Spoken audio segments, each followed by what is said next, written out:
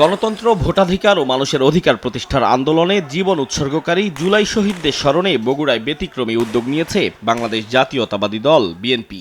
শহীদদের আত্মত্যাগ চিরস্মরণীয় করে রাখতে বগুড়ায় উদ্বোধন করা হয়েছে ডিজিটাল স্মৃতিস্তম্ভ। রক্তে লেখা ইতিহাস যেন কেউ ভুলে না যায়, সেজন্য জুলাই শহীদদের নামকরণকৃত ডিজিটাল সেন্টারে নতুন প্রজন্মের জন্য ফ্রি ইন্টারনেট ব্যবহারের সুযোগ করে দেওয়ার মাধ্যমে সময়োপযোগী উদ্যোগ নিয়েছেন তারা। আপাতত বগুড়া ৬ আসনের বিভিন্ন গুরুত্বপূর্ণ স্থানে ২০টি ডিজিটাল স্মৃতিস্তম্ভ উন্মোচন করা হয়েছে, যেগুলোর নামকরণ করা হয়েছে জুলাই গণঅভ্যুত্থানে শহীদদের নামে। প্রতিটা ওয়াইফাই জোন একটি করে জুলাই গণঅভ্যুত্থানে শহীদদের নামে উৎসর্গিত।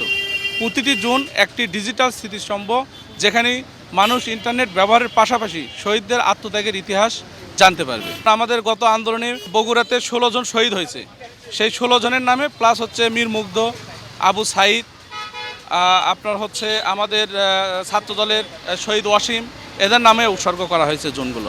লন্ডনে থাকাকালীন ডিসেম্বরের ২১ তারিখ এই কর্মসূচির উদ্বোধন করেন বিএনপির ভারপ্রাপ্ত চেয়ারম্যান তারেক রহমান। উদ্বোধনী অনুষ্ঠানে বিএনপির ভারপ্রাপ্ত চেয়ারম্যান তারেক রহমান শহীদদের প্রতি শ্রদ্ধা জ্ঞাপন করে পুরো দেশে এই সুবিধা ছড়িয়ে দেওয়ার আকাঙ্ক্ষা ব্যক্ত করেন। আমরা যেটি আগামী দিনে বাংলাদেশে করতে চাই, সেই কাজটি যেটি সরকার বা দেশের পক্ষ, রাষ্ট্রের পক্ষ থেকে আমরা করতে চাই, সেই কাজটি আমরা আমাদের দলীয় অবস্থান থেকে প্রথমে শুরু করেছি। আজিজুল হক কলেজে যে কানেকশনটা দেওয়া হয়েছে, এটি ফ্রি কানেকশন। এটিতে সেখানে লগ ইন করার জন্য স্বাভাবিকভাবেই কয়েকটি প্রসিজিওর থাকবে। এই প্রসিজিওরটি ফিল আপ করার পরে যে কোনো সদস্য ১ থেকে ১.৫ ঘন্টা ফ্রি ইন্টারনেট পাবে। ১ ঘন্টা বা ১.৫ ঘন্টা পরে সেটা ডিসকানেক্ট হয়ে যাবে, তখন আবার নতুন করে সে ওটাতে লগ ইন করতে পারবে। অর্থাৎ তার যতক্ষণ সময় সেটি করতে পারবে। আল্লাহর রহমতে আমরা সরকার গঠনে সক্ষম হলে বিএনপি এই সুবিধাটা আমরা সারা বাংলাদেশে ধীরে ধীরে আমরা ছড়িয়ে দিতে চাই। আজকে আমাদের জুলাই শহীদদের প্রতি যদি সম্মান রাখতে হয়, জুলাই যোদ্ধাদের প্রতি যদি সম্মান রাখতে হয়, আজকে আমাদের ৭১-এর শহীদদের প্রতি যদি সম্মান রাখতে হয়, ৭১-এর মুক্তিযোদ্ধাদের প্রতি যদি সম্মান রাখতে হয়, তাহলে আমাদের একটাই লক্ষ্য হতে হবে, দেশের মানুষের জন্য যেভাবে হোক শান্তি প্রতিষ্ঠা করা এবং দেশের জন্য কাজ করা, দেশকে সামনে নিয়ে যাওয়া। লক্ষ্য উদ্দেশ্য সামনের দিনে একটাই, করব কাজ, গড়ব দেশ, সবার আগে বাংলাদেশ।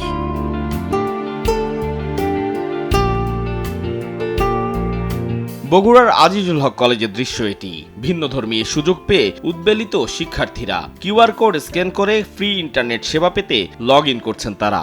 অনেক সময় কাজ করতে গেলে আমাদের এমবি কিনতে হয়। আমরা যেহেতু শিক্ষার্থী, সেই সময়ে বাসায় যেটুকু দেওয়া হয় সেটুকু দিয়ে আমরা হাত খরচের টাকা বা বাকি সবটুকু হয়। এই ওয়াইফাই কেনার একটা ব্যাপার থাকে, ফ্রি ওয়াইফাই আমাদেরকে সুযোগ করে দিচ্ছে। আমাদের শিক্ষার্থীদের বৃহৎ একটি অংশ তার উপকৃত হবে এই ফ্রি ওয়াইফাইয়ের মাধ্যমে। সে তার তথ্যের যে সুবিধাটা সে নিতে পারবে। আমরা বর্তমান এআই এর উপর বেশি নির্ভরশীল।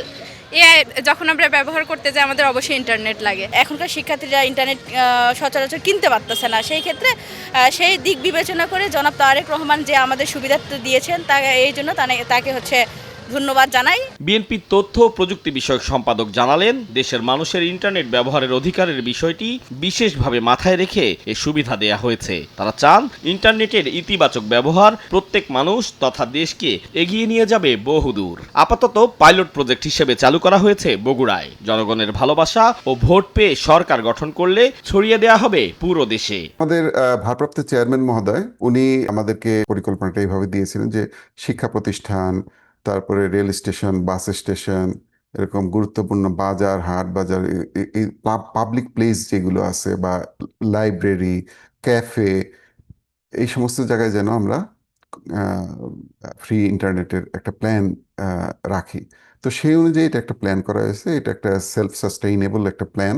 জুলাই শহীদদের জন্য ডিজিটাল স্মৃতিস্তম্ভ হিসেবে এগুলো করেছি, যে একটা ডিজিটাল মেমোরিয়াল। যে সে আজিজুল হক কলেজের কথা বললেন, আজিজুল হক কলেজে যে ফ্রি ওয়াইফাইটা দেওয়া হচ্ছে ওখানে, ওটার নামকরণ করা হয়েছে শহীদ আবু সাইদের নামে।